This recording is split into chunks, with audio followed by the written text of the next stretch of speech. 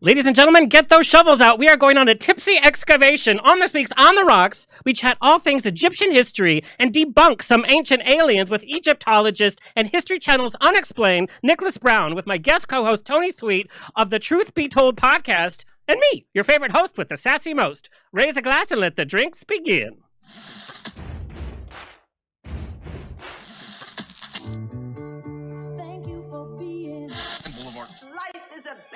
And most poor suckers are starving to death. I'd like to propose a toast. This is On the Rocks with Alexander, where I drink with your favorite celebrities as we talk about fashion, entertainment, pop culture, reality TV, and, well, that's about it. So pop a cork, lean back, and raise a glass to On the Rocks. Fasten your seatbelts. It's going to be a bumpy night. Lord have mercy, or sun god have mercy, should I say. Buns and bows and pantyhose, On the Rocks podcast, a place where we're too glam to give a damn.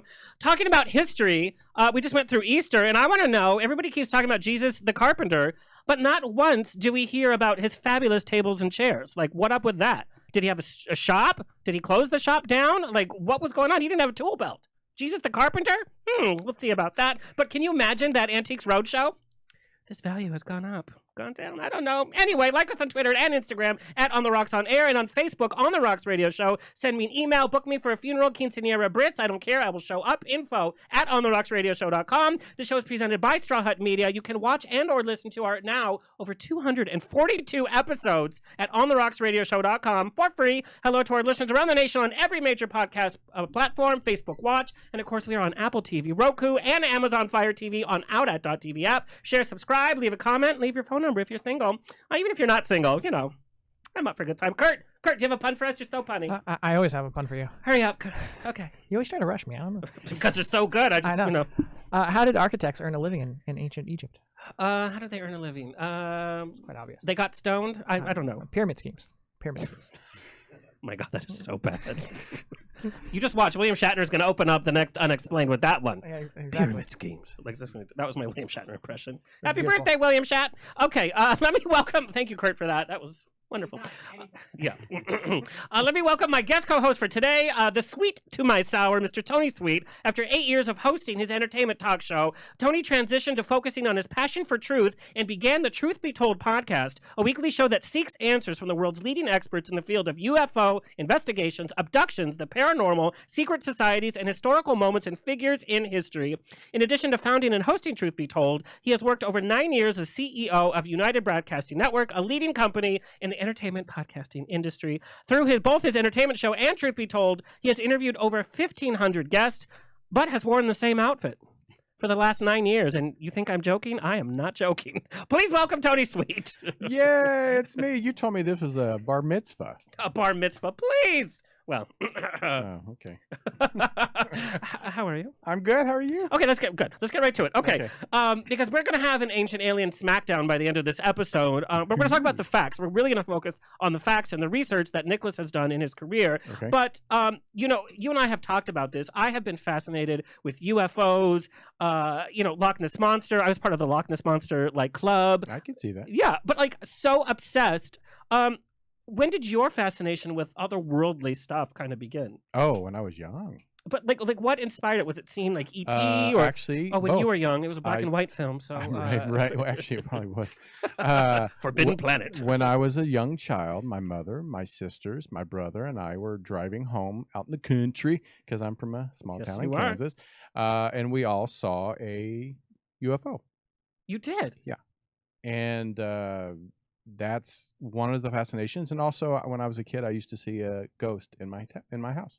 Are you kidding? No, I used to see an old man. And then years later, my nephew, when he was about the same age I was like, Mama, look at that old man. Who's that old man sitting in that chair? And she's like, what old man? That's Tony Sweet. That's right. So, but that's, I think it's been in my life pretty much my entire life.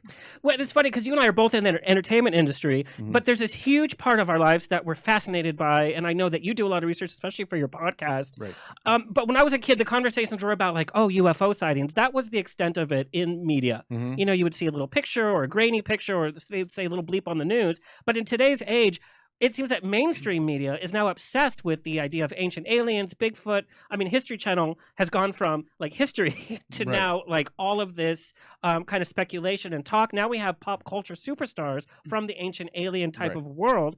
Why do you think we have it's become such a huge phenomenon that everybody's now talking about? Because everybody has a story. And Ancient Aliens, I think, just brought it to the forefront of like, oh my gosh, I saw a UFO too. Like Ghost Hunters, I saw a ghost too. And most, back in the 70s when I was growing up in the 80s, it was people like, oh, I saw a UFO. Crazy. So everybody would just call you crazy or saw a ghost, you're crazy. But now everybody has that story. And I think Ancient Aliens and these TV shows have brought it to mainstream. And so it's just kind of more normal now.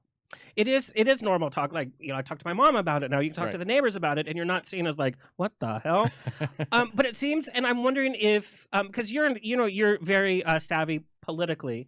Do you think because we've been in such a unstable present for so long that people are looking to the past to kind of to get like a strong foundation or feel settled in something, find out some answers? Oh yeah, for sure. I think from the beginning of time, if we once we get into the the history of this world, from in the Bible and in hieroglyphs and in scripture, anything you can think of, there's some type of Native Americans talking of out of worldly beings, and it's from the beginning of time. So I think this question has been around since our existence. Well, and what I want to talk to Nicholas about too, because I studied history as it related to scriptures, and not just Judaic scriptures, but Right. the Upanishads and the Quran, and the Gnostic Gospels. I couldn't study them enough, not from a religious or spiritual aspect, but because it was so fascinating. And even Egyptian culture, how we see the same stories repeated with different characters, Right. different themes, Right. but they're essentially the same stories. Even the Christian story is not new to the world. Right. A god kind of being torn apart or in Mhm. the ground, and 3 days later comes out. That's not new. No. In every religion, if it all goes back to again one God, but every religion they just add their own spices. Yeah. Really, and that's why it's funny how the world has pretty much destroyed themselves over religion in some aspects. But I'm like, it all goes back to the same religion, universe, God, whatever you want to call it. Well, and war and destruction has gotten so far away from what the motivation of any of these scriptures were, Right. and that was to be better people and to kind of Right. understand your relationship with your spirituality. And wars and all that couldn't be farther from the truth. Right. Hello, Pope. I'm real too. But I think also too, we were so afraid to kind of talk about these things or kind of visit different versions of scripture because people used to be so religious. Now, I don't Mhm. mean spiritual, but I mean religious. Like my grandma went to church every day, prayed the rosary. My mom, you were just taught, don't eat meat on Fridays. You have to do this ritual, not understanding why. And if you talked about anything else, you were kind of seen as like a heathen or an outcast. Like, Mhm. how dare you? But now we have youth that don't necessarily subscribe to a church or a certain faith. And so having these conversations is now not as forbidden. Mhm. Just because you say you're an atheist or because you doubt certain verses or facts from the Bible doesn't make you a bad person, where I think in older culture that was the assumption. It's like you're just an evil person if you even doubt anything from the Bible. And I think what you were saying is you studied all these religions. In fact, in my 20s, I didn't grow up in religion. My parents didn't go to church, which is rare in my hometown because pretty much everybody went to church. But I think it was because my dad, I think he somehow didn't want to go to church. So we just didn't. But I think it helped me look at different religions equally. So I used to ask my mom questions because she grew up in the church, Baptist church, and so she knew the Bible. My dad really didn't know it that well, but my mom did. And so I would ask her questions about it. My mom was one of those moms that didn't look at people. She looked at people equally, meaning, if you're black, white, gay, straight, it was just pretty much. You mean what we're supposed to do? What Right. Jesus told us to do? Right. So I How think, novel. which I think coming out of Kansas, small town, I think that's why I came out looking at the world differently. But in my 20s, I did go on a religious tour. With Jesus, because you were 20 at Right, the time, right. But I would go to Buddhist temples, different, Pentecostals and Baptists, and I was fascinated how people learned Yeah. and their belief.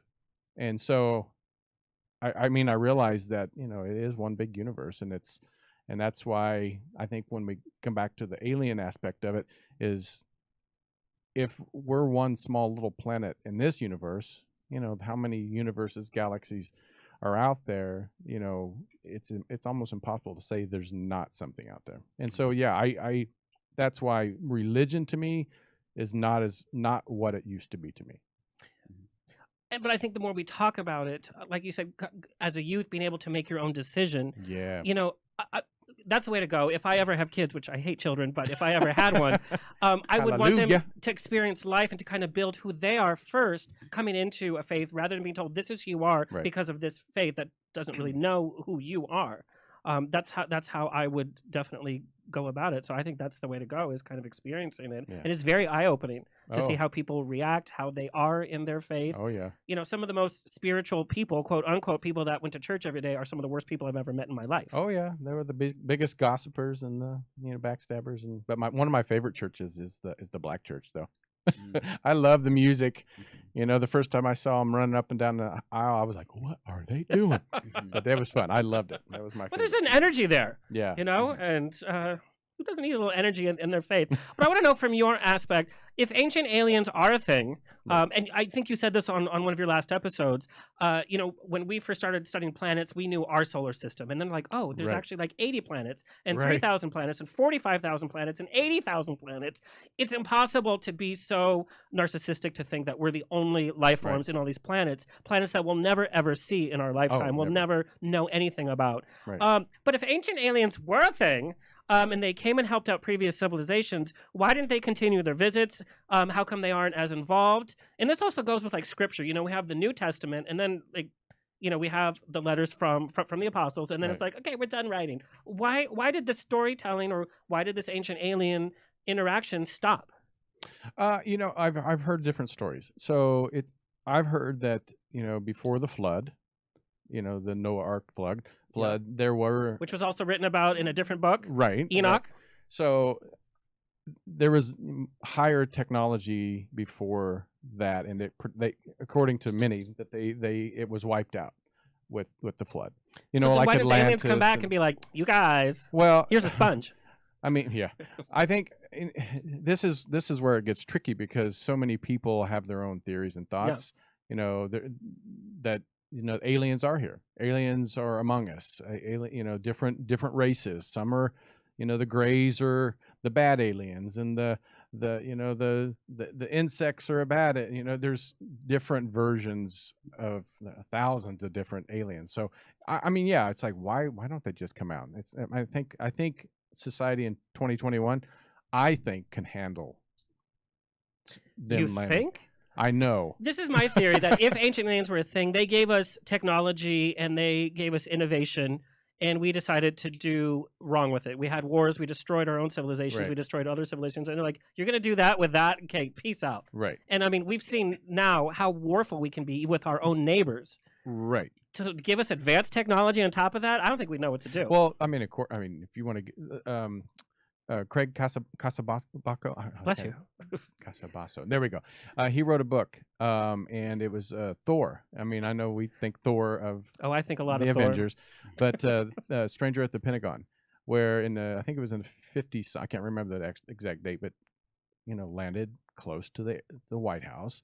And oh yeah, I just saw a show about this. Yeah, and he stayed 2 years underneath the Pentagon. Yeah, I've heard that. And he says, we can fix all your problems, your illnesses, your diseases, your atmosphere, everything. You know what we wanted?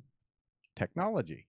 They go, we don't, that's fine, but we want the technology, and we want and they said, no, because we know what you're going to do with it. Well, and look what we've done with technology. We have the world in our palms, and Right. instead of using it to communicate with each other the way it's supposed to, we are here on our phones this whole time. This is what technology's done. It's gone from here to this is our whole life now. Right. And we see what we do on social media. So, and if you think about it, in the last 100 years, look at how technology has advanced. It's hard to believe. even in the last 20 years. Oh yeah, it's just hard to believe that human beings. I mean, we're intelligent, but we're the dumbest creatures too. But and most destructive. But it's weird how we have, like you said, we can connect anywhere in the world, and we're streaming to everybody. And we have more facts in our hands, and yet we refuse to listen to facts. Right. That's what blows my mind. Yeah. All right. So speaking about facts, now we talked about theories, and we are going to have this Ancient Alien Smackdown, but we're going to talk about some of the actual facts from Egyptian history. When we come back, we're talking to Egyptologist Nicholas Brown. When we come back. Okay, and we're back. I love our breaks. Okay, I want to introduce to you, Nick Brown is an American Egyptologist who has worked as an archaeologist in Egypt since 2011. He received his MA degree in Egyptology from the American University in Cairo in 2016 and is currently an Egyptology PhD student at UCLA. Currently, he lives in LA, also sometimes in Cairo, kind of going back and forth for the last decade. His excavation experience includes working with archaeological sites in Aswan, as well as funerary sites in Luxor, Amarna, and the Sudan. And in 2016, he spent the summer working at the MFA Boston as the Terrace Curatorial Research Associate in Egyptology. Usually I just say Housewives Bravo TV, and I'm having to use like real words. He returned to the MFA over the summer to conduct archival research for the Egyptian Art Department's exhibit, Ancient Nubia Now. His research interests include funerary material culture from the New Kingdom, as well as the use and perception of ancient Egypt with modern context. He was last seen on TV on William Shatner's The UnXplained on History Channel for their enlightening episode of Mysteries of Mummies, and they discussed mummies in ancient Egypt. They also discussed Buddhist mummies. They also discussed present-day mummies. It was so interesting, and I saw Nicholas there and knew we had to have him. Please welcome Nicholas Brown.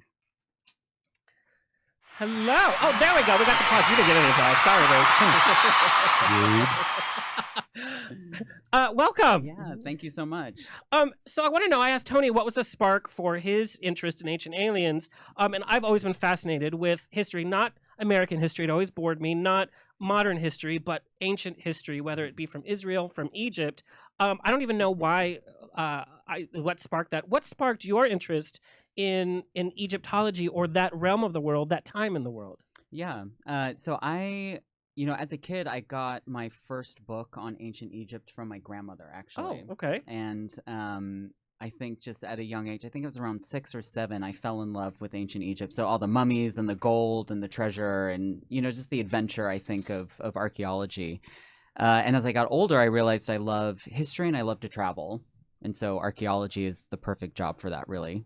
Being able to get around and excavate and dig up and discover new things, and it's such an interesting field to get into. Mm-hmm. Was it a difficult choice because it is a way different time of life? It's not like let's be an actor in LA with that kind of lifestyle. It's very unique, and it's a hard life. Yeah.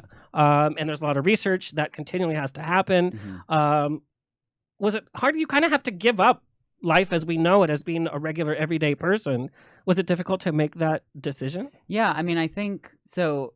As you mentioned, my first trip to Egypt was in 2011, and that was my first excavation experience out in the field, kind of in the middle of the desert, basically living a camp kind of life for months at a time. And going into that, I definitely was nervous.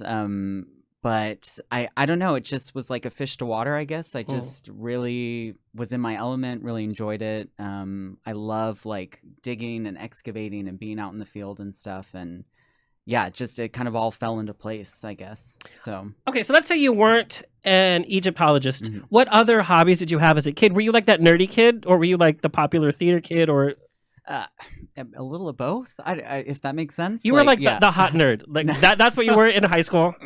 No, I think there's definitely been like a glow up or a glam up since I was younger. But yeah, I mean, as a kid, I liked in school and stuff. I was involved in drama and theater and choir and stuff. So I did all of that.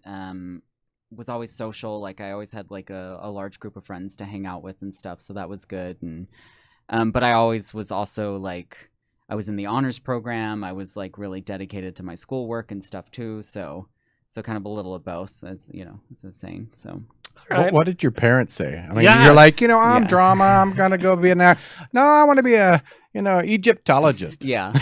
No, that's a good question. Yeah. So as I was saying, when I was about 6 or 7, fell in love with the subject, decided I wanted to be an archaeologist.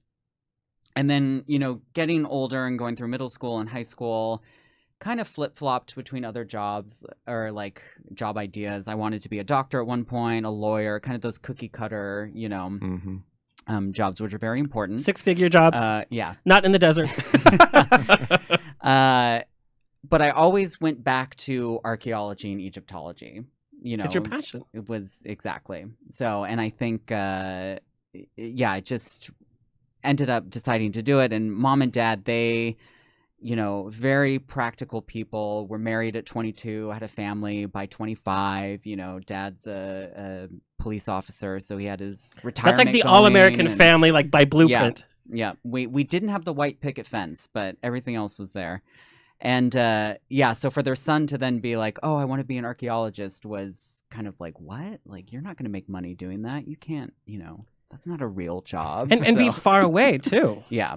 So, it's been, I think for my family and for myself personally, it's been a struggle in some years and sometimes to be so far away, to literally be on the other side of the globe for work and for research and everything. But they're really supportive. They're really understanding. I think they see how involved and how much I love it. And so, they want to support me through that. So. It's called unconditional love, parents. Yeah. Can I ask a quick question? Yeah, you're the co-host. Oh, thank you. Yeah.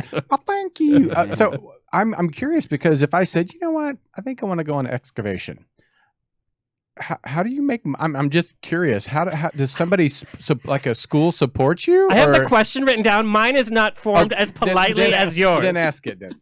No, because you did it politely. I was like, in fact, I even crossed it out because I'm like, that's not asked. Well, it always just popped in my head. I'm like, it's like, how do you make money? Do you get paid like per artifact you find, per excavation, per paper you write? Because I know that also, it's not just actually doing the manual work, but you have to have published papers to get your name in that kind of echelon, to be on TV, to kind of get that that kind of excellence to your name. Yeah. Writing a paper is so different than actually doing it. Right. So no, these are definitely valid questions, and so rude. Like, how much you take home, right? Well, and the short and quick answer is I actually don't make money doing excavation work. Then I'm not going. I've heard that too. So, but usually what happens is, so my very first excavation, the one in 2011, I actually paid to do that. So to get the field experience, to get the school credits, to get myself over to Egypt, I can't even remember how much it was.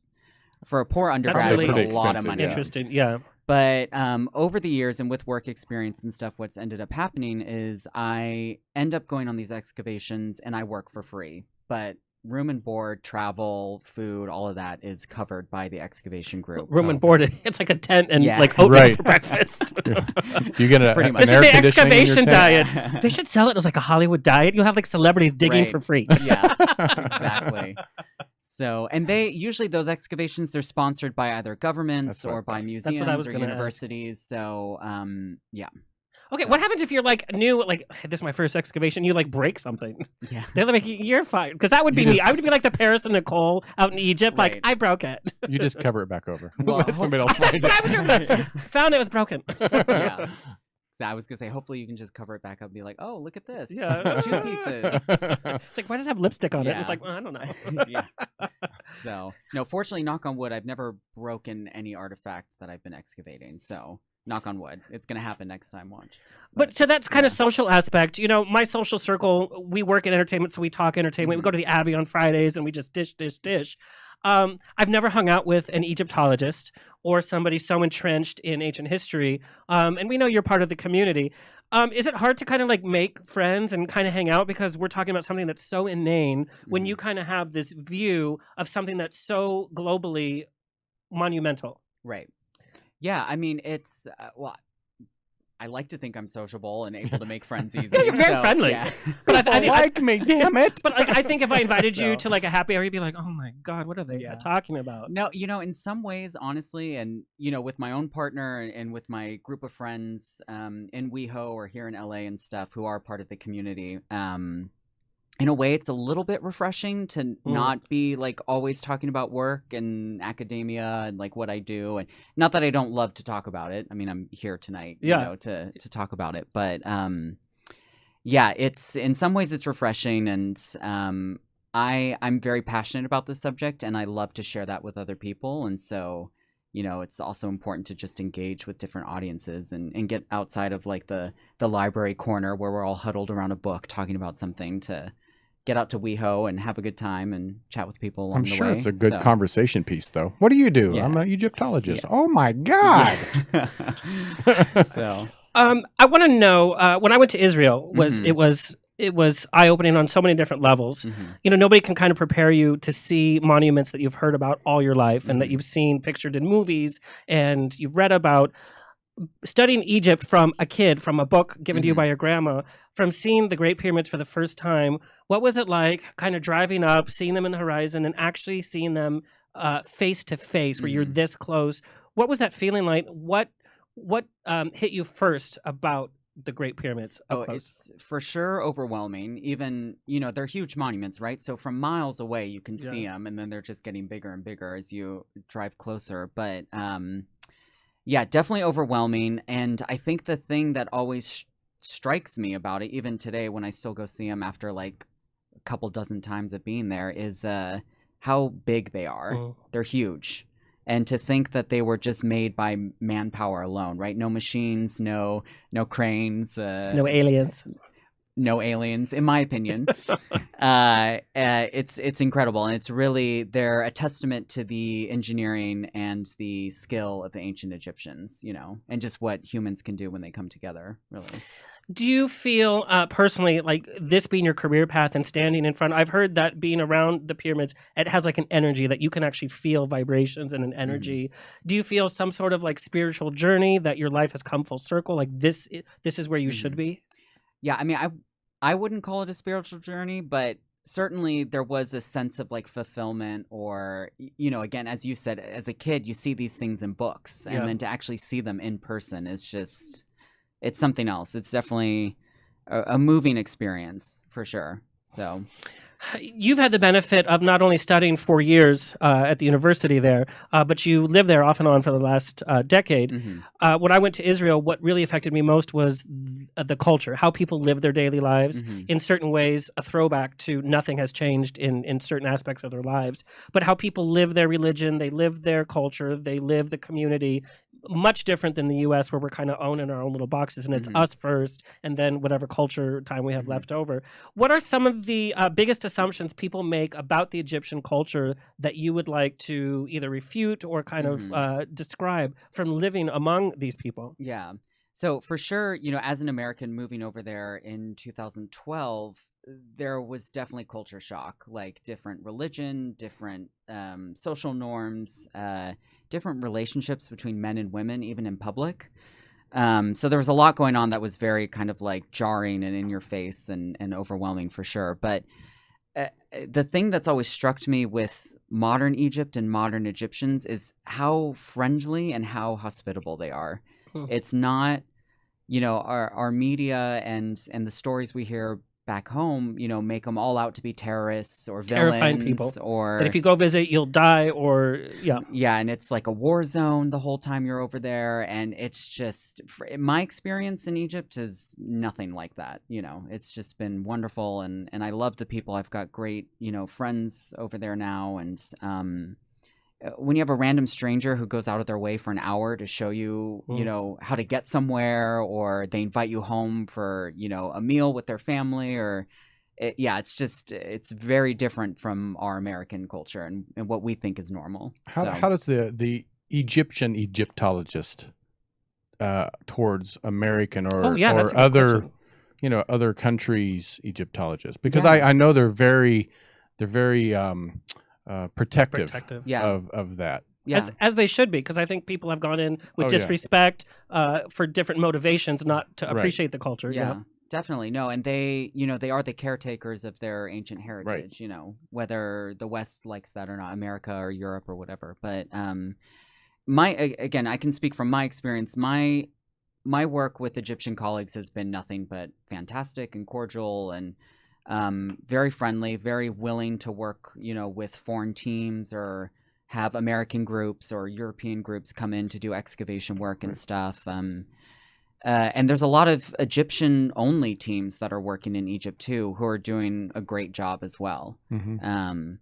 And I think for years, the history of Egyptology as like a science or, an academic discipline, there was a lot of oppression of native Egyptian Egyptology and kind of not letting Egyptians do work on excavation or, be Egyptologists and publish and whatever, do academic work and stuff. But fortunately, there's been a shift from that, and there's a growing group of Egyptologists who are out there working, and it's great. Yeah.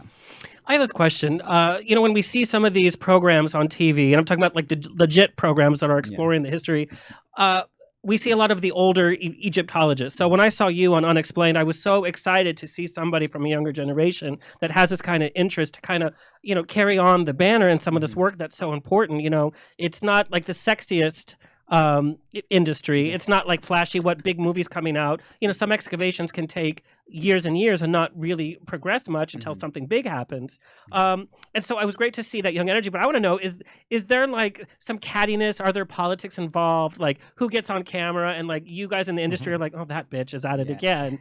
Or are there games being played that people just want to promote themselves? Like I want to know the politics. Yeah. Bitch fights. Yeah. The bitch fight. Well, I'm not going to name names, but Initials? I'm just kidding. Yeah, I mean, I think it depends on the person and how well known they are in the field and stuff. And I don't mean in terms of their academic work, but in terms of their reputation and how nice they are to other people. I think there are some Egyptologists or some archaeologists who can get on TV or, create a public persona and profile who, I don't want to say let it get to their heads, but they let it gets to their heads and they, get a little bit cocky and stuff. But also it's just the way you treat other people, right? So we're at conferences or we're at university groups together, kind of trying to work on stuff during research. And for me, it's like if you're not treating other people nice or with respect, it's like I just don't have the time for it. So in about 3 years, when he's been on about 50 shows, we'll have him back and see if I don't have time to do On the Rocks tonight. Like everyone hates me now. Yeah. No, I have to say, I was saying before the show, even Ancient Aliens. I mean, I was gonna ask you. I mean, most of these people, are 50 would be the youngest. I mean, so most of these people are older, and a lot of them were probably book nerds, or authors that just never thought that was hoping to get published. 10 people would listen, but now they're they're on television and their books are being sold, and definitely I've noticed even egos creeping in on many of them. Well, that's what I wanted to ask you. We assume that people that talk about ancient aliens are a little crazy or that they're conspiracy theorists living in a trailer. But what we're seeing is that there's more leaders in the scientific world, and there's more like professional research that are talking about it, that are leading these talks. And so ancient aliens is now having an informed presence, which I appreciate. I appreciate when all sides are brought, or when scientifically, you guys, this can't happen because of this, but I still love the theory and I still want to talk about ancient aliens. But then we have like the pulp culture people from Ancient Aliens. What's that guy's name with the big hair? Giorgio. Yeah. It's like, he's done a lot though, because people are watching the show just to see his personality and hair. Oh, no, he brought it to the table. Right. And we know History Channel's responding to the ratings. That's why shows like UnXplained, Ancient Aliens are playing all the time, because they're very popular with all different age demographics. But this kind of pop culture status in the ancient alien world, does it take away from some of the factual stuff that's being uncovered? Yeah. I mean, like I said, the first 3 years, and a lot of people have said this, the first 3 years of Ancient Aliens were very like, oh my God, this is amazing. Yeah. Then from 4, 5, 6, everybody was, like I said, is your dog an alien? Or, I mean, the latest episodes have become very much that. Yeah, it's just trying to get ratings. I mean, I'll still watch, but still. I mean, yeah. Okay, I want to talk about your identity as a gay man. When I went to Israel, we were told, homosexuality is just not accepted over here, and we've heard horror stories from the LGBTQ community about traveling to Egypt. And you live there for 4 years. You live there on and off. You've done excavations. You work there. These are your friends. I want to know how that's affected your sexuality. Is it something that you kind of have to hide when you go over there? Should we, as the gay community, be as fearful of going to Egypt? What's the equal rights movement happening there? Yeah. Yeah, I mean, my personal experience over there certainly was a journey. I, as a young gay man, didn't even really start to explore my sexuality until I moved over there. So, Because the men are hot. yeah, I mean, that certainly helped.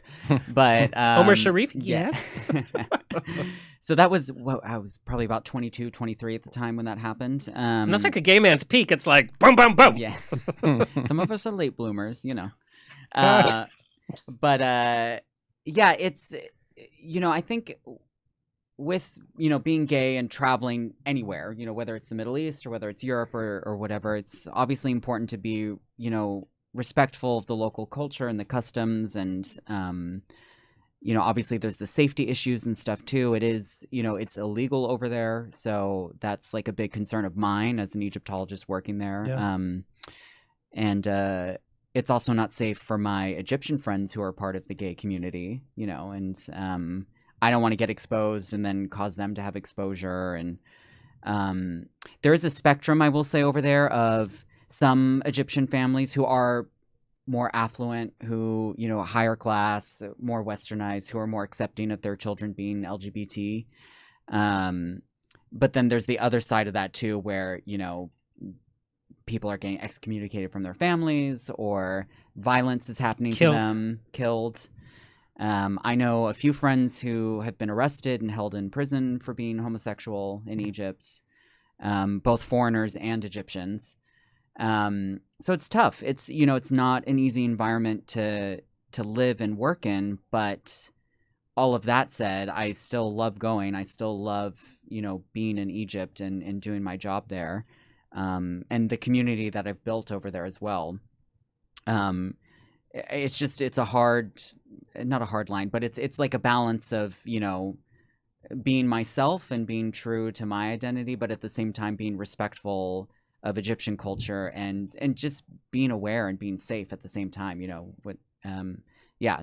Well, So- it's baby steps. You being who you are, representing our community, but also being such a central part of what's happening with Egyptology. You are a pioneer, and little by little, that's going to be a non-issue. And so it's people like you that are progressing that little by little. And I love what you said. It's respecting the culture, because your industry is respecting this ancient culture. You've lived among these people. In America, we're like, we need to go in there and fix everything and make everybody love everybody, and let's promote equality, which I get. I'm from the community. But I also have a deep respect for culture, and you see both sides of it. What do you think about our idea of we need to go in and stop these murders in the LGBTQ community? I've heard that they fish people on some of the dating apps. What do you think about a power coming in and trying to adjust things? Yeah, I mean, it's a tricky question. It is. I don't know if I even have an answer for it, but like in an ideal world, like, yes, of course, like we would want that to happen, and everybody gets rights, women's rights, LGBT rights, whatever over there.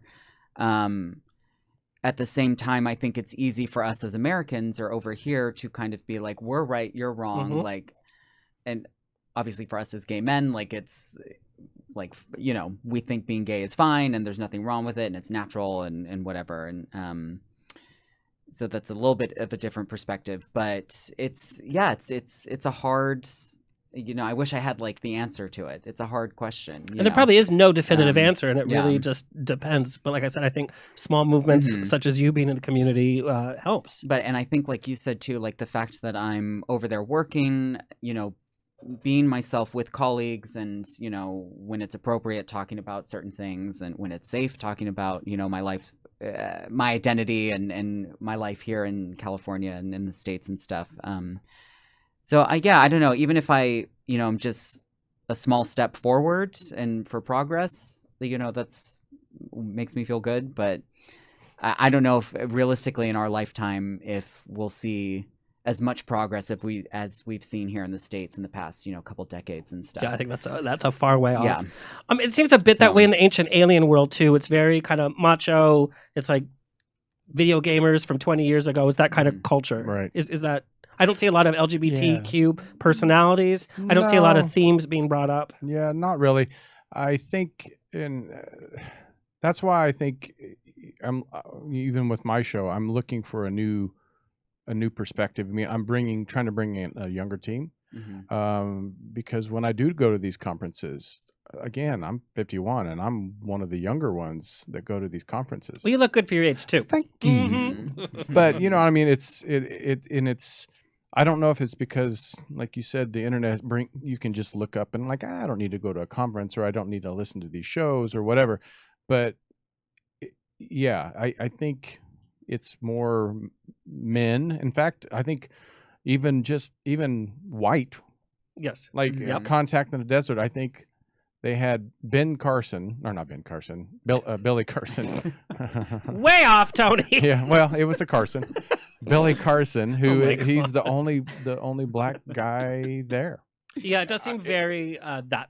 It's white, older white guys. They may or may not have voted for Trump, which doesn't do well for the ancient aliens. Cause. Ancient aliens are like, nah, we can't. We gave you Melania. That's all we're giving you. Right.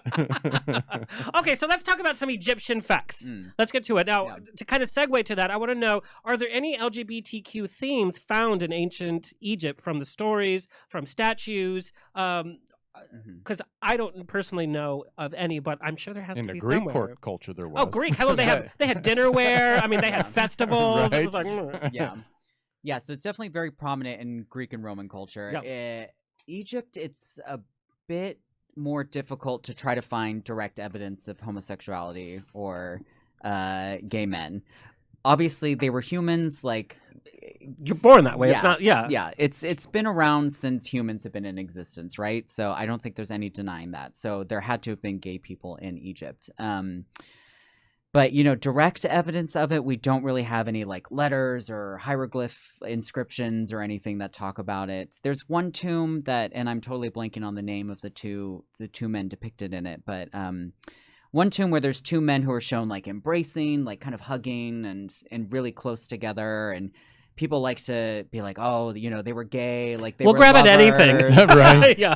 And it's a little bit grasping at straws, but whether they were or not, I think is still open to debate. But I think actually, I think that's so fascinating that there's not a lot of evidence. Yeah. But I mean, if you look at like, Tutankhamun or King Tut, I mean, he's portrayed as very feminine. Yeah. I mean, if you look, the idea of like makeup and like a lot of jewelry and stuff like that, but I mean, other than that, there's no proof that. But I mean, it was a very feminine. Well, look. and it's interesting with our ideas of gender and sex and our construction of that versus what ancient cultures perceived as feminine or masculine. And I can say too, I know from different papyri and inscriptions that we have evidence where women were sexually able to be more free and open, whereas multiple partners or sex before marriage or this kind of stuff, whereas in other ancient cultures like Greece or Rome it was like forbidden and women were locked up at home. And so when you think about that, it's tempting to say that perhaps for men it probably was so long as you had kids and reproduced and married and had a wife, but then on the side if you were like with your best friend, Bob or whatever. It's love how the name's Bob. Caesar and Bob. Yeah, exactly. It definitely was there. I think we're still looking for the direct evidence for it, but yeah. All right, let's talk about other evidence. We know the Egyptian culture were great history keepers, from keeping track or historical records of their astrology, astronomy, math, everything, but there's no blueprint to how the pyramids came, how the statues were put together. I know there's little kind of hints here and there, but with all of that record keeping, why nothing about one of the most monumental monuments from their culture? Yeah. No, I mean, this is a valid and a good question to ask. And, I'm going to steal an answer from my advisor at UCLA, Kara Cooney, who talks about authoritarian regimes, right? And think about like North Korea or other dictatorships that were, Saddam Hussein back in Iraq and stuff. And think of how many records they were actually keeping of what was going on and stuff. That's very true. And like, we don't want to share our secrets with anybody. And Pharaoh very much, or the king in ancient Egypt, was very much a living god. He was this authoritarian ruler. Had the people convinced that he was a living deity, and this monument, for his funeral was essentially a huge propaganda billboard, if you will, out in the desert of like, look at how powerful I am, look at how influential I am. And so all of that said, you know, it's in a way the pyramids have done their job in that they still inspire us and still make us talk about them and wonder how they were built without, you know, having that knowledge or those blueprints or the records of how they were built and stuff. So that makes sense. It's like a great magician never shares their facts, even Yeah. on their deathbed. You just don't. yeah. Because it's that awe that inspires the generations after. I'm talking about Exodus. You know, we're talking about different scriptures. Exodus, obviously, in the Old Testament is a huge part of history. Then we look at Egyptian history. Right. Something so monumental to happen to the Egyptian culture, such as losing all of their slaves or going through all of these plagues. How come it's not in Egyptian history? Is it a fable from Old Testament? Yeah, I mean, so a couple different things. It could possibly be a fable, just a fabricated, made-up story. It could very well have been a real event that happened, and the Egyptians didn't keep a record of it because essentially they lost. And why would you? Yeah. Why would you want to then promote the fact? Oh shit, we lost! Like, you know, it's something you wouldn't necessarily want to write down or record. I was going to say back then, especially, yeah, they want to talk about the best history. part of them. yeah. It's like the guy was ready to chisel, and they're like, nope, Yeah. leave this out. And he's Yeah, like, okay. exactly. It's just a blank space, you know. We do have hieroglyph inscriptions that do mention Israel, the tribe of Israel. So they were known to the ancient Egyptians. So they did, you know, the Egyptians had some knowledge of this group in modern day Israel. But yeah, for me as an Egyptologist, what I always say is, while I don't want to dispel or disprove, you know, Bible stories or say it's not true, it's all made up or whatever, we don't have any archaeological evidence of a large group of Israelites living in Egypt for a prolonged period of time and then suddenly that material culture ending. So you would expect that if they were enslaved by the Egyptians for decades, you know, or centuries, that they would have left some kind of record of their own, whether it's cooking pots, the housing style, clothes, you know, burials, whatever. We would expect to find that as archaeologists, and yet we haven't. And not saying it's not out there. I was going to say, there's no bookend to our studies. I mean, there's so much out there that is under the sand. Exactly. I was going to say, because it's been thousands of years, and I mean, sand, just the wind blowing within a week can cover up. And that's why I get like a sand facial every week. It's like, get away these wrinkles. Yeah. Right. But it's very interesting. You know, we tend to think of ancient culture and black and white history, and we forget that just like today, we have motivations, we have pride, we have feelings that go with our history telling, or, you know, fake news, whatnot, that it's the same kind of motivation and emotions that were running this culture. Just because they're ancient doesn't mean that they're so far away from human inclinations, such as hiding certain things that were not their biggest achievements or hiding their achievements. Yeah. Like, on how to. Because most of the pharaohs considered themselves gods. So, again, why would I want to say I'm a weak god? So, I'm sure. And real quick question. So, I've never been to Egypt, and I do want to go. You get a sunburn from the airport. Right. But how far is the pyramids from Cairo? And how far is it? So they're right on the city edge. So I'm sorry as I make my second drink here. Third. I'm not sure. This ancient alien smackdown is gonna go down. So they're right on the city edge. So we, you know, most of the photos that you see in books or in Nat Geo or in documentaries and stuff, you've got the pyramids with the desert in the background. But if you do a 180 to the other side, you've got the city of Cairo right behind them. And I mean, the houses are built right up to the Giza Plateau. So they sit on kind of a desert cliff, the pyramids. So they're right there. And Valley of the Kings, are they close? They're close to Luxor City down in the south. So they're not anywhere near Cairo. You have to fly or take a train or drive. Oh, interesting. Because that's when you think about all that stuff. You don't you like it's a plaza that's put together. Right. Yeah. No, exactly. So over, you know, think about Egypt being around as an ancient civilization for 5,000 years, right? So burial practices changes, sites change, capitals change, all this stuff. So eventually they moved from Giza down to Luxor in the south, and that's where they started burying kings and stuff. What? So- I'm sorry, real quick. Was it mostly sand back then? But I mean, was it forest? Grass? Well, the Nile was a lush place, right? Yeah. So definitely, like with the Nile, the river and stuff, there was farmlands that were super there we see. fertile, and nice. there we go. Yeah, exactly. Great picture. Fertile, and I know Tony and I have talked about this before, but the desert around the pyramids when they originally were built was more, you have to think of it more like a savanna. So like you're on safari, like you've got some bush and some trees that are looking really sad, and I just have to comment that. different animals that eventually became extinct because there was climate change that eventually switched, and it dried up, became more arid, and so. I think you mentioned this on your podcast with Nicholas. Was we're talking about 5,000 years here in American culture. We have such a limited look how much change we've had in our own nation in a couple of hundred years. I mean, it's unfathomable. 5,000 years. On Star Trek they went 900 years in the future. I'm like, oh, that's ridiculous. So much couldn't have changed. And it's like, What we all talk about the Great Pyramids, but what are some of the exciting finds or points of interest besides the pyramids that we should know more about or that have excited you? Yeah, so they, again, with a civilization that was around for 5,000 years, there's all kinds of stuff to still be found, right? We've only been excavating as Egyptologists for 250 years, maybe 300.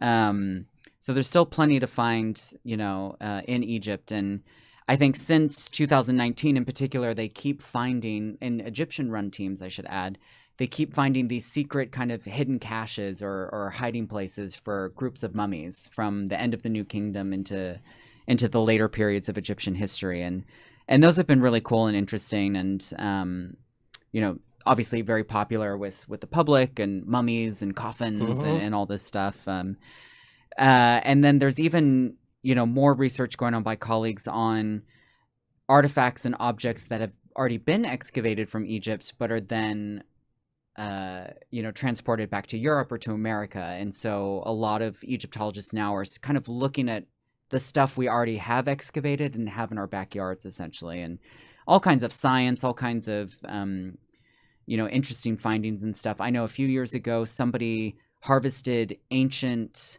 yeast to then make a loaf of bread out of. Oh, wow. Hey, so, I'm a carb queen. Yeah. You're talking like Oprah and me. We love bread. I'm all about that. Exactly. So, and it from the photos that I've seen, it looks like a nice loaf of bread. It's like amazing that somebody was able to do that kind of work and stuff. So, yeah, there's a lot to do. Well, you said about 250 years they've been excavating. So I couldn't imagine, you're just going out there scooping sand. So what is the technology now? Yeah. I mean, even in the last 20, 30 years to find this new sites constantly. Totally. Yeah. So there definitely is still the hands-on archaeology that we all think of, with shovels and buckets and, you're in the sand and digging and whatever. But with technology, it's great because we're able to do a lot of investigation and a lot of archaeological work without having to move any sand, right? So there's a lot of ground penetrating radar, infrared radar kind of stuff going on. A lot of satellite archaeology is happening. So they're using satellite images to find and discover new sites. To then potentially do excavation work, but even just to map ancient cities that are buried beneath the sand and stuff. Which is so cost effective, number one, and it lets you spend your time on what you should be looking at. Yeah, cost effective, and it helps protect the archaeology. Right? Because if you're not having to expose it to the elements or let people know where it is, so that it then gets looted or whatever. So it's kind of a win-win situation. Really. That's the sad part about thinking how much has been looted before. I mean, what we could see in museums or wherever that we'll probably never get to see. Yeah, exactly. And even the looted materials that do end up in museums, I as an archaeologist always have to say that when you take an artifact out of its archaeological context, right, you remove it from the sand, from the surrounding things that it's found with, you end up losing probably about 70% of the information you actually can get from that object. Oh, really? If you've looted it or taken it from a site and just it shows up on the art market. So you know, I mean, granted, I am an archaeologist, so I'm a bit biased, but yeah, it's so important to try to tackle those issues of looting and robbing and try to quell it as much as possible. So you were talking about like the yeast on the bread. National Geographic did this this episode where they recreated the larynx of one of the mummies, and they rushed air through it so you could hear what the timbre would be. And you know, as a singer, you know, that is who you are. That's what you sound like, and it was so haunting on so many different levels. It's like a voice from the past. yeah, So there is, and I know I saw you on Unexplained from the Mummy episode. yeah. Now there's this talk about, you know, even Egyptian ancient scripture or what have you say, leave the mummies alone, like just let them be. Otherwise, you know, there's the curse that happens. And then there's this talk about, you know, studying the mummies, unearthing them, showing them, putting them on display is totally disrespectful. These are still dead people. We would never do that to a loved one who died 10 years ago. But then there's also the science and how we can progress knowledge of these people. I don't know if you saw the recent procession of 22 mummies in Egypt, and there was a full choir, and they were in gold kind of like hearses, and it was an extravaganza. Yeah. And even the own Egyptian people were two-sided on it as to, this is ridiculous, this is not what they would have wanted, you need to let them rest in peace, so to speak. Yeah. What's your take on that? Yeah, it's, you know, something as a funerary archaeologist or someone who deals with the dead for their work, right? This is a question that I have to tackle and deal with daily. And certainly in my work. But, you know, it's hard. On the one hand, you do want to be respectful of the dead. You do, you know, they were intending to be buried and left at peace and not, you know, dug up centuries later. But at the same time, for me, the way I'm able to justify my work is the sites that I excavate and the cemeteries that I excavate at are usually the lower class people who don't have, you know, inscriptions written about them, stories that are told. We don't even know the names of these people that were, you know, exhuming their bodies. But through the science and through the study of their physical remains and their bones and their grave goods, we're able to kind of, in a way, tell their story that wasn't written down and recorded in history. And so, you know, trying to tell the untold stories of history, essentially. And we can learn so much about their health, about their diet, about what life was like, you know, in the ancient past. All of that said, there's still, even while studying them and while excavating them, there has to be that respect, right? You have to treat them, you know, as they were somebody's relatives, like you said. And certainly with display in museums and whatnot, that's a tricky question too. You know, as to whether that's right or wrong. I know a lot of museums are kind of shifting away from displaying mummies, certainly unwrapped mummies. I think there's a few that will do kind of the mummy bundle, you know, on display and stuff. But yeah, it's an ongoing debate within Egyptology. We're very split as to whether it's right, whether it's wrong. You know, do you exhume them, study them, then rebury them, you know, or do you keep them in storage to keep them safe? There's a lot of questions with it. So being exposed, because I remember in the 70s, my family and I went up to Chicago, and actually that was when King Tut was on tour. Yeah. And how do they keep it from getting exposed to the elements when it's going on tour, where, I mean, like, underground or under the sand, you know, it's protected, but, you know, I mean, up being above, shipped from atmosphere to atmosphere, environment to environment. Exactly. So yeah, you have to, you know, when you're certainly with like touring mummies or putting them on display in museums and stuff, you have to recreate that kind of dry, arid climate that they come from, right? So there's special cases that you can display them in.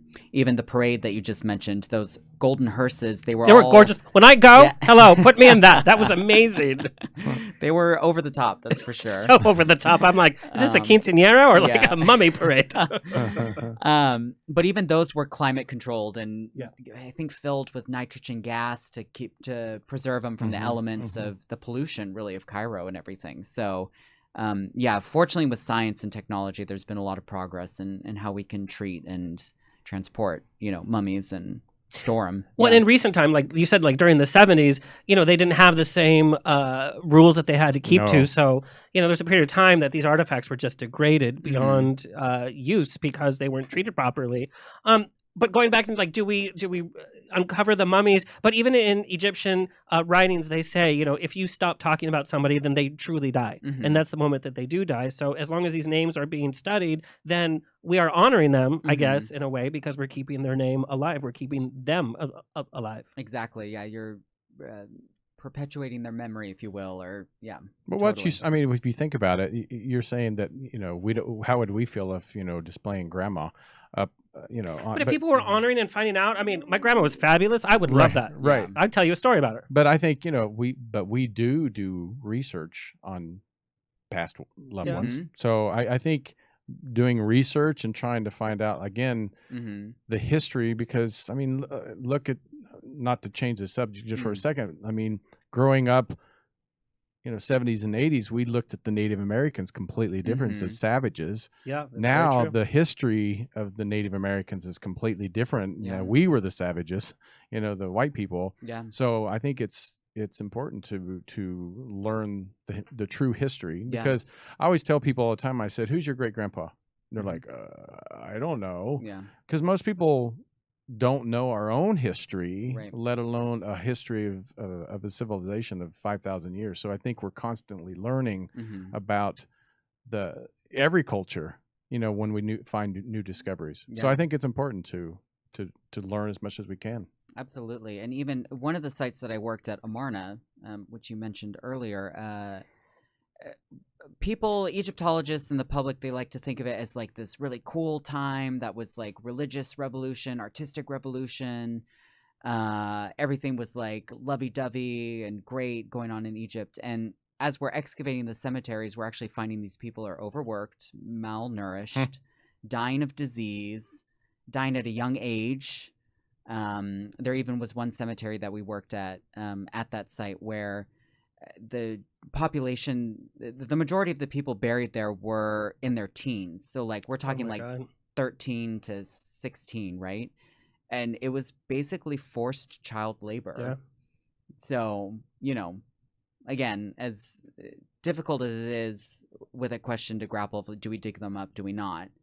We're now rewriting the history of that period to show that no, actually, it was pretty messed up and wasn't as great as, you know, the hieroglyphic inscriptions say it was. Because again, you know, you have to think about these inscriptions on these temples or in these tombs. Best foot forward. Best foot forward. It's a form of propaganda. You're going to show your best side. You know, yeah. So interesting. Yeah. Okay, I'm going to ask you a question for my 12-year-old self. We see the Great Pyramids and we see this big kind of triangle. Mhm. In my 12-year-old mind, you walk in the door and it's all open inside and it's just, oh God, it echoes, or there's level after level after level. When you hear about what actually has been found out about the inside of a pyramid, it's not that much. Mhm.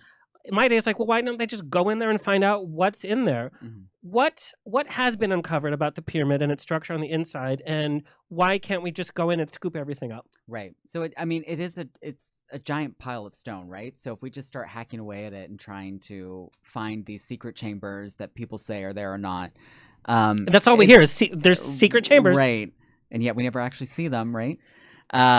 It's probably going to collapse in on itself, right? So it's mostly a solid mass of stone with a few chambers and passages carved inside of it. So, you know, they've done, I'm sure you've seen in the news recently, they've done some kind of sonar, radar kind of scans of the pyramid to try to find voids and other chambers and other passages within the pyramid and stuff. Yeah, I think the easy answer is if you start digging, start trying to find things, it's gonna just all collapse. Why would you build such a big structure and have just a few chambers inside? And not bury anybody in there. What's the point of Right. it? Yeah. Well, I would say they did bury somebody in there. So. Is this part of our Ancient Alien Smackdown? I'm going to add that to the list. So, yeah, I mean, so in the Egyptology community, in my opinion as well, these were built as funerary monuments, right? And so they're, you only need to bury one person inside. So you just need a few rooms to store some of the grave goods, put the mummy in a sarcophagus, and call it a day. So, again, think of them too from the perspective of this authoritarian regime or from this dictatorship, you know, however you want to word it, where you've got this one ruler who has absolute control of the country and the people and the religion. This is a little scary. Yeah. Because you think about Yeah. like our last administration, what he would have built his funeral, Mhm. what he still might, by the way. Yeah. And it's connecting a lot of dots. Yeah.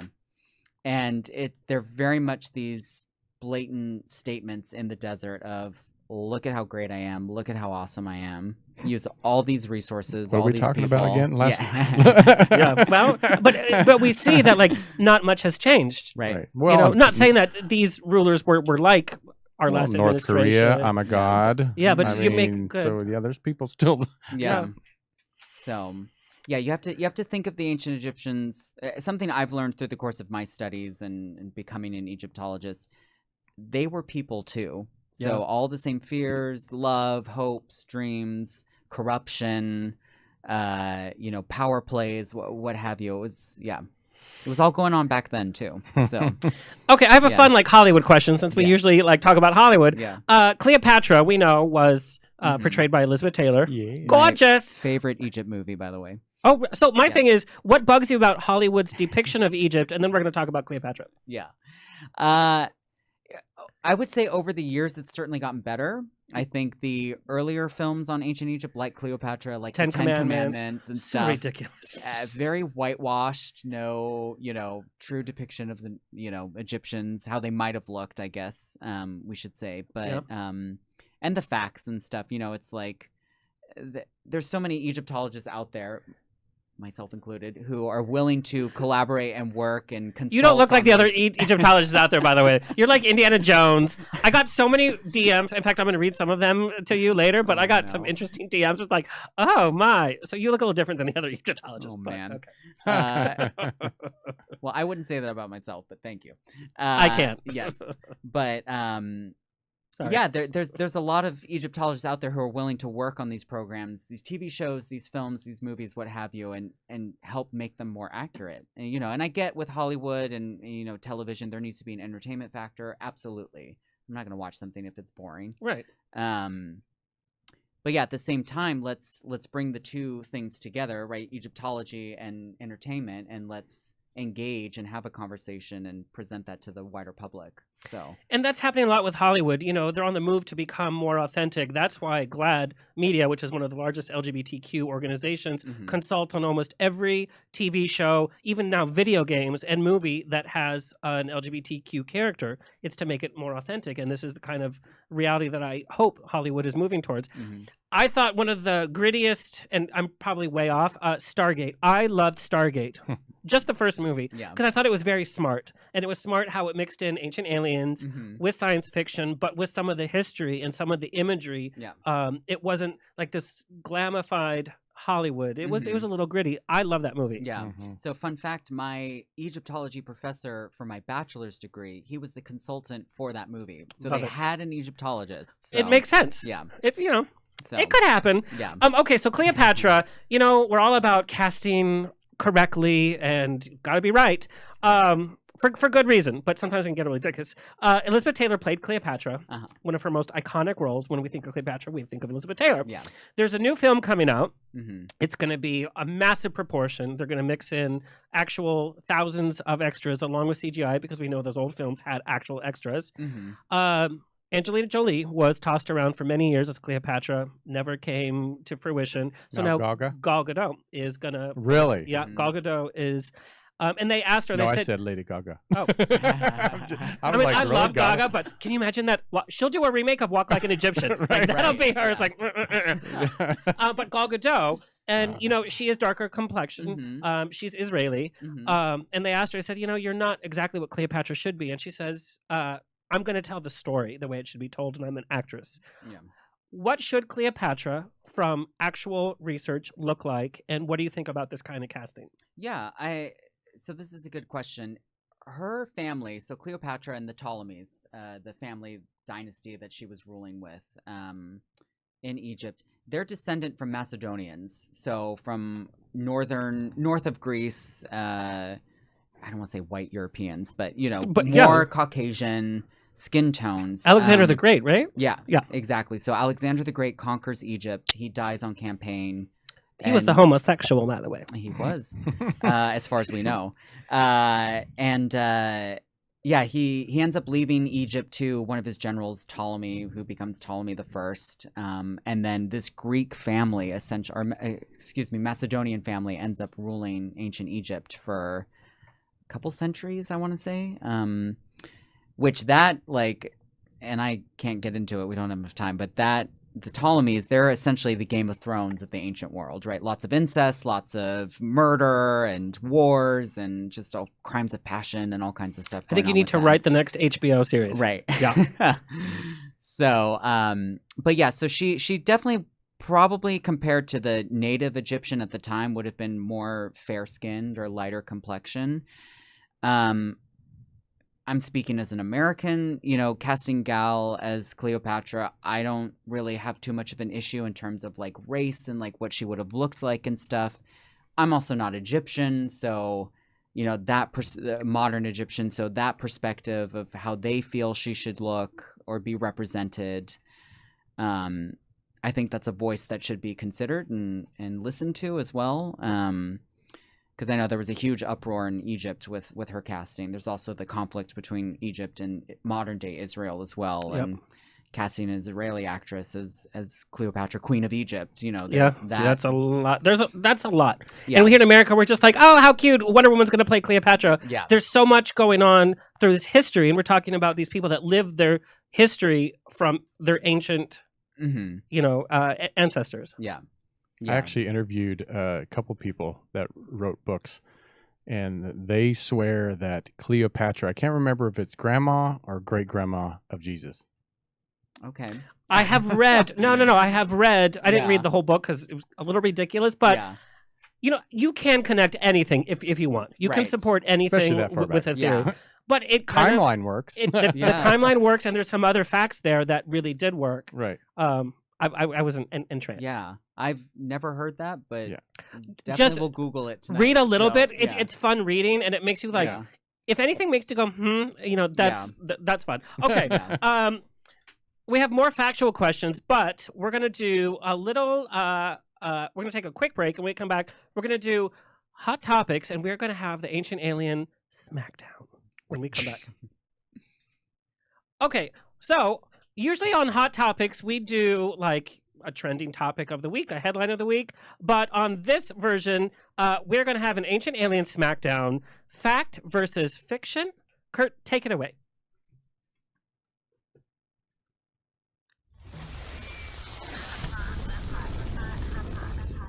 It's time for Hot Topics on the Rocks with Alexander. Better pour yourself another. This is hot. That's hot. That's hot. This is really hot. That's hot. So hot, you guys. Okay. So we have ancient alien expert Tony Sweet, and then we have renowned Egyptologist Nicholas Brown. We're going to put some ancient alien fact to the test. Tony, I want you to give us what you know from the ancient alien world, and Nicholas, I want you to give us what you know from fact. First statement, ancient civilization didn't have the technology or manpower to build the pyramids. Tony, go ahead first. So, just saying that I am no expert. I just interview experts. Oh, well, he sure avoided that real fast, didn't he? But yes, I've heard from many people that they did not have the technology to build the pyramids to what they are. They didn't have. This is what I've been told, that there is no way they could have used cranes or anything like that because they didn't have the manpower. Well, they had the manpower, but they didn't have the technology. So most people think it was through levitation, through alien technology. And I have heard or seen the episodes where the aliens actually like help lift with their craft. Right. And also they say that the precision, the tools couldn't have carved the edges enough, all of that. Right. That's what I've heard. All right. Now to an expert. Right. So as an Egyptologist, I have to say that we actually do have the evidence for a large workforce that was based at the Giza Plateau working on these pyramids. We've got inscriptions, we have texts, we have the barracks where they were sleeping at night. And again, for a large population of these people to be working and building these monuments as well. In terms of the technology, while we don't and I'll admit this as Here an it goes, here it comes. Egyptologist, we don't know how the stones were actually stacked into the pyramid shape, right? Was it a straight ramp? Was it a ramp that went around the sides of the pyramid itself? We're not sure. We do have all the other archaeological evidence for, you know, sledges, the tools that they used to carve the stones. We have the quarry right at the Giza Plateau where the blocks were being carved from. And I know Tony and I have talked about this before, but even when you look at the pyramids today, this idea that they're so precise and so, you know, there's no error, there's nothing wrong, that's completely false. And even Egyptologists will say that. You look at the stones that make up the Great Pyramid, let's say, and there's huge gaps. They're filled in with mortar and rocks and all kinds of junk to kind of try to cover up, like, oh, you know. It would have been the outside, like the final casing of the pyramid, that would have been nice and precise and clean. But everything else, you see a lot of human error in the building of that pyramid. And that's what I did learn from you. Mhm. And then when you look at some of the pictures close up, you're like, yeah, it's clearly man-made, greatly done, but it's human error, and there's different generations of work being done. And you're the first person I heard that the actual materials, because in the ancient alien world, we're told they didn't even have that stone. And so I'm here I've thinking... been told it was not from that area. And then you shared that the quarry was literally so close. It's like, no, it was there. Yeah. Okay, next statement. Alien figures and UFOs have been depicted in Egyptian art and hieroglyphics, even Hollywoodized in the last Indiana Jones, by the way, with the long heads. And ancient aliens literally will show you UFOs and astronauts with the helmets. Right. It is very compelling. It is. I mean, it is compelling. Unless it was just, you know, CGI'd or, you know, made from Hollywood. It's hard to explain those drawings as hieroglyphs. Because my thing is going to even the Greeks. It's hard to believe that they just imagined many of these gods, the chariots, you know, all this stuff, and they're all about these heavenly bodies coming down with firepower. Right. That's what gets me. That's where, for me, it's, you know, even our dreams, most of the things we dream is things that we've seen or we may have seen and enhanced it in our dreams, but we've seen it. So same with the hieroglyphs. It's hard to believe that they just made something up and then 5,000 years later, we have it in our society. Yeah. So I love this, by the way. That excites me so much. So you know, the one example that I'm thinking of in terms of the hieroglyphs and showing like these helicopters or UFOs or whatever being displayed, what we know from Egypt and from throughout its history, so not even just one certain period of time, but there was a lot of reuse going on of these monuments by not successing. Jeez, I can't talk. I think I've had too many drinks. We haven't even played Truth or Sip yet, which is coming up. Essentially, you know, newer pharaohs would take over older pharaohs' monuments. And the easiest and quickest way to do that is you plaster over the hieroglyphs and carve a new inscription over that. And so in some of the cases, I know the one image that goes around Google of a helicopter being shown in an Egyptian temple has actually been disproven. I never heard about that one, by the way. Google it. It's interesting. Oh, yeah, it's a good one. So, you know, one group says, oh, it's a helicopter. They had technology or aliens were there. The other group, which is me and the Egyptologists, when you actually go to that monument and look at it, you can see where the newer plaster has actually fallen out from the older inscription. And so what you're getting is essentially an overlay of two different hieroglyphic inscriptions that create the shape of a helicopter. So we also have the elongated heads, which we have come to learn as alien, even from H.R. Geiger's Alien concept. Yeah. God, there we have a boat. We have the Batmobile. Like we have everything. But look at the boat. Look at like a submarine. Yeah. It's pretty compelling. But the elongated heads. I can really quick, as an Egyptologist, I can read the hieroglyphs on that. Can you and please point out what? So, if you guys are listening to this as a podcast, you have to tune in. Go to ontherocksradioshow.com, click watch, and you can see what we're looking at. Yeah. This is sexy, by the way. Didn't you leave your partner like a hieroglyphic like lunch note? Yeah. So cute. Put that degree to use, you know. Yeah, so I mean, you've got the hand, right? You've got the hand on the right-hand side, and then you've got so that's on our right, I guess. at the screen that I'm looking at here. And then next to that, you've got an eyeball, but overlaying that is a hand and an arm. So you can see as the plaster's falling out, right? It's kind of creating different shapes, and like the helicopter is the thing that people talk about on the left-hand side. But I see the eye, I see an arm, which you can see the arm again at the bottom right of our screen too. Oh, interesting. So yeah, so again, you can see it's for us as Egyptologists. In this particular image, it's an overlay of two different hieroglyphic inscriptions where plaster is falling out. And you saying the eye, you know, the Egyptian eye is very curvy. It's very, you could make it into... What's significant of that? Because it's used a lot, the eye. Yeah, so it's the eye of Horus. So he... Who are you calling a Horus? Bitch, please, nobody's going to pay you. Yeah. Hey! It's a long myth, but essentially he has this battle with his evil uncle Seth, and Seth takes out his eye, and then another god, Thoth, creates a new eye for Horus so he can see. So Sound like the Duck Dynasty or something. yeah. When I love how even in Egyptian culture, it went from a polytheistic regime to a monotheistic. Yeah. You know, us having... Well, us, I'm still talking like a Christian, but us having like one idea of one God, Right. that also is borrowed from what, you know, where we came from, because there was many gods. Okay, next one. Artifacts have been found in tombs made out of meteors and fashioned, meaning the meteor was pounded very thinly with technology that they didn't have back then. Say that again. This is well. I may have to pass because I'm not for sure about this. So, and I'm talking about a dagger, but there have been other findings that are made out of meteors. Yes. And it's like, okay, well, meteors fall all the time, but it was fashioned so thinly and hammered so thinly, and we've only in recent times, and I use recent in quotes, learned how to fashion that kind of stone in such a thin way without any marks, without any evident manipulation.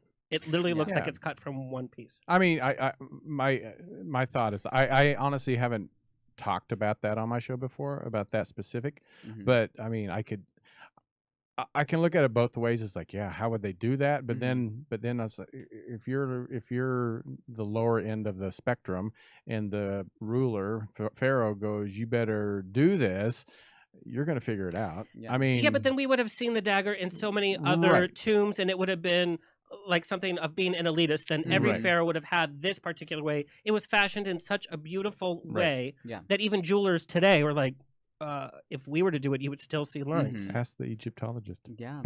So what Alexander's referring to is this iron dagger of King Tut. And actually from the tomb of King Tut, we only have 3 objects made of iron at all. So yes, you're right to point out that there's not a lot of, you know, this metal being used in ancient Egypt and stuff. And I can say as an Egyptologist that, you know, they obviously could work metal. They had the skills to work gold and copper and bronze even. But as far as I understand with the Egyptians, they were pretty slow on the uptake with technological advances. And what I mean by that is, you know, the use of iron, whereas the rest of the ancient Middle East was already into the Iron Age and starting to use iron and process it and make weapons and tools and stuff out of it.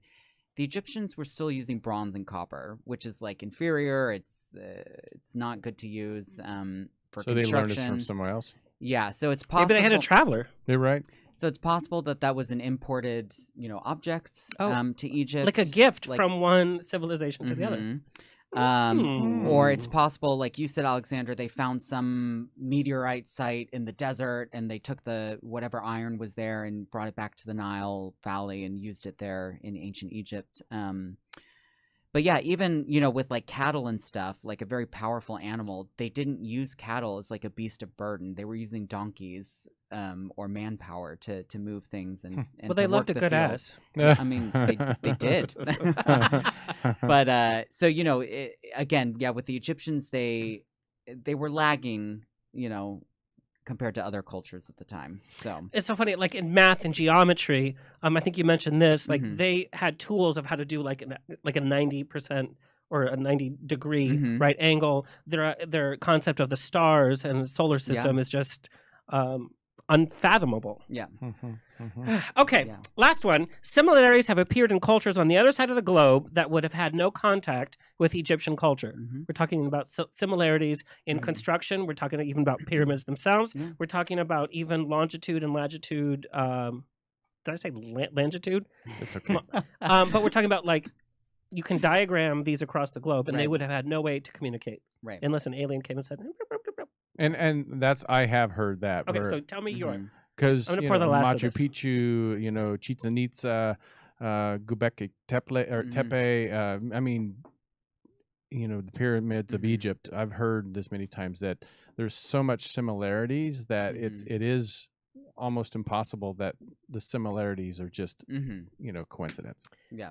And without help from out of this world. Yeah. I'm telling you, the research is pretty It is. astounding. Yeah, absolutely. And my response to that, or my answer to that, might be a couple things. I think one, you have to look at the historical timeline of those monuments being built and just the millennia that occur between when pyramids in the New World or South America, Central America are being built versus the pyramids in Egypt. Not to say that it couldn't have been aliens coming back and forth, whatever. But that's You rolled your eyes just a little bit. Just a little. Only one. Yeah, that's one thing to take into consideration. But then also, I know I've mentioned this to Tony before too.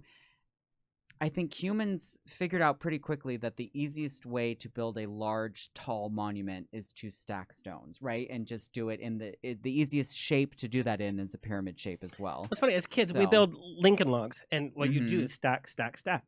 Yeah, But we didn't stack it yeah. like this. And in terms of the precision, and I'm on this one. I'm this way. yeah, and I mean in terms of precision and alignments and all this stuff, I mean these different cultures in the ancient world, right, were really insightful and observant, not only of their natural world in the daytime, but also like astronomy and the stars and the planets and alignment and all that stuff. It's amazing how advanced they were when it comes to astronomy. Yeah, See, It's that to me is incredible. insane. yeah. More than we are. The Egyptians were the first to develop the 365-day calendar, combining the solar calendar with the lunar calendar and figuring it out. Where So- does that kind of knowledge come from? Right. Being no television, no internet, no Right. computers. What else are you gonna do? Just, right? Like, so Now, did the number 365 come from anything? Because why randomly 365? There's always Yeah. I can't remember exactly, but everything is very like the height of the steps, how many steps. It's like in Machu Picchu, and I just got back from Cancun and went to Chichen Itza. And You poor thing. I know it was hot, Research. right? But it actually was. yeah. But it was. I mean, everything had a reason for why they built it, the height and everything. So yeah, I mean, I can't recite it back to you, but there was a reason.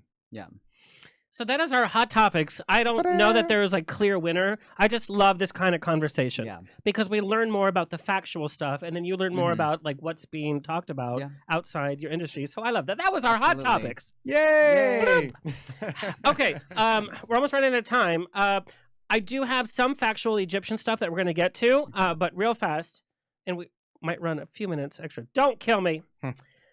We have to play Truth or Sip since we're ending the show, so I need you to refuel. Kurt, Okay. take it away. Yeah. Oh, that hurt. Truth or Sip on the Rocks with Alexander. All right, Truth or Sip. Our contestants today can either tell us the truth or take a sip of their alcohol. Now, Tony, I know that you are a proud sober man. Yes. Congratulations. Thank How you. many years? 51. Girl, your doctor even needed a drink after delivering you. He's like, I don't know what this is. 2 bottles. How many years, though? No, I've never drank. No, but being sober. 51 years. Oh, okay. I was trying to congratulate you, but that's not going to Oh, Okay, thank you. So, since you're not going to take a sip, you have been a singer, a professional singer in your past. So, if you're not going to answer the question, you have Oh to my. sing a phrase. Okay, Okay, is that fair? sure. Tony, you're going first. Truth or sing, I guess. What truth be told topic have you covered, and then afterwards been like, girl, that's too crazy even for me. I don't believe that. Do I have to be very specific? Yes. Okay. So Truth okay. or sing? All right. So the granddaughter of Eisenhower was on my show. Dwight D. Eisenhower said that she had already been recruited to go to Mars, and Did you book her on the show? yeah. Do you know that she was actually his relative? Yeah. Oh, okay. Yeah. She goes by Eisenhower, so I mean, I knew. And when she said pretty much the chair told her this was the information, giving to her. We were pretty much like, yeah, that's. Was that like 5 minutes in, or No, it was quite a ways in. In fact, she was a great storyteller, but when she started getting to the juice, that's when we were like, okay, this is just too much. So there you go. okay? I don't have to sing. Thank God. Okay, but Kurt, have that reverb ready. Oh, he already has it. God, he's so good. Okay, Nick. Slow, test. Now you could either answer this or take a sip. Okay. What ancient alien theory is the most probable in your mind? You could be like, yeah, I'm on board with that. Ancient alien most probable. I'm gonna take a sip. Okay. On that one. That's you fine. know. All right, Tony. What is the biggest pet peeve? Oh, this is personal. What is the biggest pet peeve about your partner that you haven't told him? I've told, but I haven't told him. Yeah, we all, about our partners. I don't have a partner, but thanks for rubbing it in. Oh my gosh, let me think. Hurry it up, Tony. I know. He's just so perfect.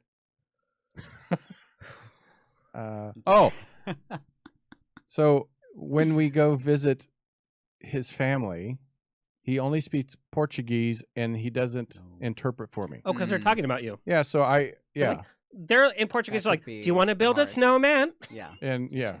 Yeah. And so I'm trying to be nice, but I want to say, would you stop? Okay. Yeah. All right. That's At fair. least interpret. Yeah. Nick, truth or sip? Okay. Have you ever hooked up during an excavation? And this is Hey. actually from a DM. Have I One hooked of up our fan during an questions. So Not like on the no, excavation. yes, Right there in the sand. not with a coworker, but yes, I've had Intimate. some fun while on excavation work. Fabulous. Tony, you have done over 1,500 interviews. Yes. Worst celebrity meeting that you're like, I hate that celebrity, never want to talk to them again. Bethany Frankel. She's my queen. Stop it. Are you She serious? was my worst interviewer. In No. fact, I told her to hang up because she was saying, "I didn't even want to do this. I just wanted to spend it with my family." I said, "Well, then hang up." Bethany Frankel said that? Yeah. So Girl, Bethany, I'm she gonna text stood her. me up twice before the 2 Fridays in a row. So there you go. Jeez. No singing yet. Yeah. Wow. Nick, biggest pet peeve question about your career or industry. And I probably asked them, which is fine. Do I dig up dinosaurs? That's a paleontologist. So just so you know. Nick, can I tell you, when I was 7 to 14 years old, I wanted to be Yeah. a paleontologist. I was Yeah. going to lectures when I was super young, and I was reading the thick text, like I was going to be a paleontologist. Yeah. And I can understand why people ask. I don't mean to be a jerk about it, but No, that's ridiculous. That means that you is haven't the done one your where research. I'm like, oh no, I'm not. I don't do dinosaurs. Yeah. I'm a paleontologist. Yeah. Was that your joke for the night? Yeah. Okay. Tony, Giorgio, how do you pronounce Giorgio. it? Sakalos. Sukalos. With the big hair. Legit or just a showman? Both. Truth or sing? Both. No, I said one. I mean, I think Is he more... he's a showman for the show, but his knowledge is legit. That's so PC. Mm-hmm. And I'll be honest, he gets a lot of viewers. Yeah. No. Okay, Nick. Yes.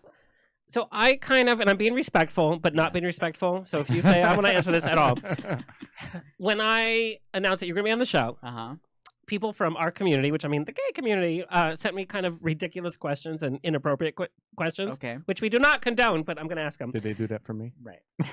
Kidding. Do you want to build a snowman? Nick, which of the following pickup lines would you think is the funniest and maybe let them buy you a drink? Okay. Are you ready? Yeah. Again, these were DM'd to me. I'd like to excavate your tomb. Number 2, I'd polish your artifacts. No, sorry, that was. Last one. Want to see my pyramid? Which one do you think is kind of cute and you might let him buy a drink? Oh man, out of those 3, Yeah. if I was like out in WeHo one night, probably the second one. So I'd polish your artifacts? polish your artifacts. Oh. So Tony's buying a brush tomorrow. yeah, That's how ridiculous. But I love this because now, like, all these WeHo boys are going to learn about some ancient history. Okay, I want to wrap up with one final actual serious question. This has been on my mind so long. Oh, God. You know, the pyramids were being built, these monuments were being built, and then we have this missing part of Egyptian history. Mhm. Like we do from the New Testament, and then all of a sudden people stopped writing, I guess. Can you explain what happened to Egypt? Why did the pharaohs go away? Why did these monumental buildings go away? What happened to the culture to Egypt that we see now? Mhm. What part of history are we missing? Yeah, well, this is, it's a good question and valid question to ask. And my perspective on it is that actually the history's there and it's just not talked about from a Western European perspective. And so we have, the ancient Egyptian civilization ends with Cleopatra, right? And the Romans take over and rule Egypt as a province or whatever for the rest of the Roman Empire. And then after that, we have different groups that are still in Egypt and ruling Egypt. We have the Arabs that come in from Saudi Arabia and invade and rule. We have the Turks coming from Turkey, and different groups that are ruling in Egypt and stuff. But exactly, in our history books in Europe or America, we write it as, it ends with Cleopatra. There's a dark age where nothing happens, and then Napoleon comes in, and suddenly Egypt is rediscovered. Egypt was there the whole time and doing just fine. So, hopefully, with new history books and new work that's being done, we can kind of change that perspective and rewrite, that history, that story. Well, I want you to write that book. Yeah. Well, got to finish the PhD first. Let's get that done and then move on. So, yeah. You guys, I love this conversation. Yeah. It's kind of different for my show, but Yeah. it's very entertaining. And, Yeah. we're all talking about it. So now we're talking Yay. about it. Yeah. Tony, tell everybody where they can find and follow you. So on YouTube, you can go to Mhm. Truth Be Told Radio. On Twitter, Mhm. On Air with Tony.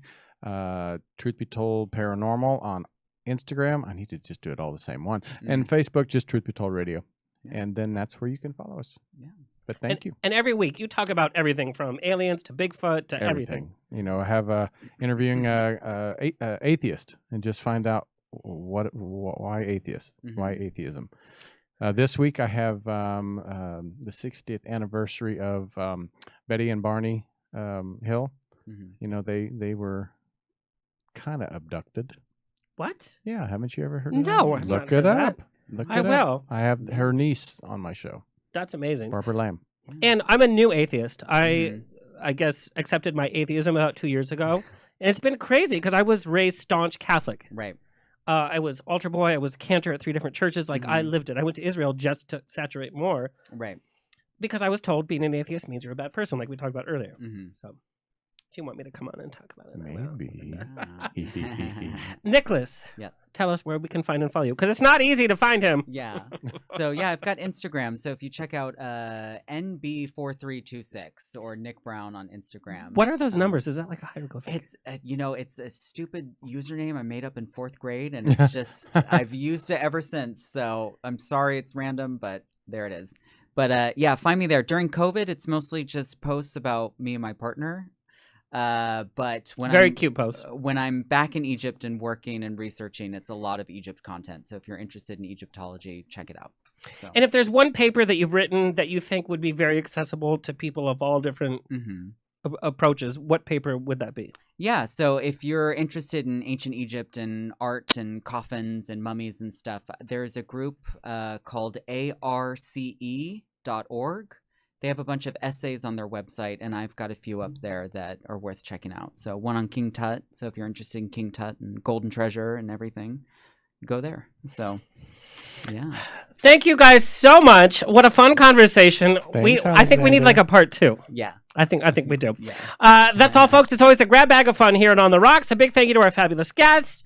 My engineer, Kurt. Kurt, thank you. My studio producer, Michael Vega. Our intern, Alexis Mendez. And above all, you are fabulous listeners. We have coming up, so what we're celebrating this month is celebrities of a different kind. We have the world's most notorious counterfeiter, Arthur J. Williams Jr. He spent 40 years in jail for his work because he was the most sought-after counterfeiter. Now he's a famous artist. Just opened up his art gallery. His art goes for millions, so we're going to talk to him. We also have LA Rams' first openly gay cheerleader. Quentin Perrone is coming on, and we have more this month. So stay happy, stay healthy, stay sexy. Until next week. Thank you. This has been another episode of On the Rocks. Tweet me and slide into my DMs on Twitter and Instagram at On the Rocks On Air. Find everything On the Rocks for free at OnTheRocksRadioshow.com. Subscribe, like, review, and share. Until next week, stay fabulous.